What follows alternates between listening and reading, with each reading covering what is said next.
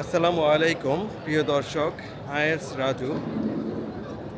রাজু ট্রাভেলসের পক্ষ থেকে আমি রাজু আহমেদ বলছি। আমি এখন এই মুহূর্তে যেই জায়গাটাতে দাঁড়িয়ে আছি সেই জায়গাটার নাম হচ্ছে আল ফাত গেট। ফাহ মিন্স বিজয় বা ভিক্টরি। 17ই রমজান যখন মক্কা বিজয় করেন রসুল্লাহ সাল্লাহ ইসলাম, মক্কা বিজয়ের মুহূর্তে যেই গেট দিয়ে রসুল্লাহ সাল্লাহ ইসলাম প্রবেশ করেছিলেন সেই গেটটির নাম হচ্ছে Al Fath gate, the gate of victory.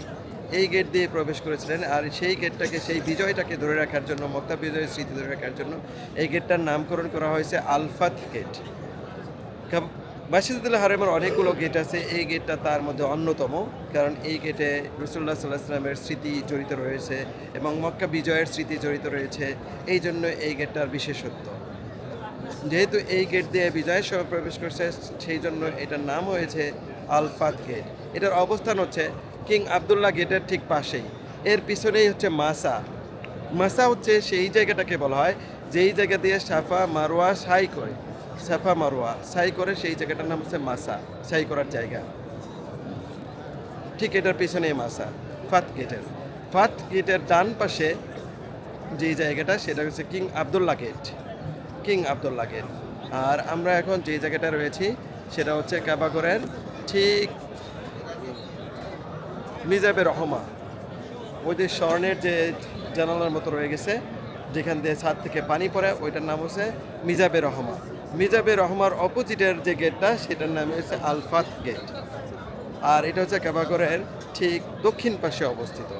আমি এখন কাবাগরের সামনে ঠিক মাথাপে দাঁড়িয়ে আছি, আলফাত গেটের সামনে, কাবাগরের অপোজিটে, যেটাকে বলা হয় মিজাবে রহমার অপোজিটে। প্রিয় দর্শক, আমি ধারাবাহিকভাবে মাসজিদুল হারামের যে গেটগুলো আছে সেই গেটগুলোর বিশেষত্ব বর্ণনা করব, সেই গেটগুলোর স্পেশালিটিকে আপনারা জানতে পারবেন। এগুলো অনেকেই জানে না, বিভিন্ন হজ গ্রুপ নিয়ে আসে, বিভিন্ন মোয়ালিম নিয়ে আসে, তাদের এটা সম্পর্কে আইডিয়াই নেই।